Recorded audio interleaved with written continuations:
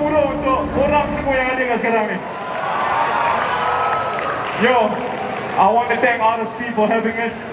Yo, shout out Selangor FC, players, Abang Moiz, you know, for the dope hookup. And shout out kepada korang semua yang datang once again.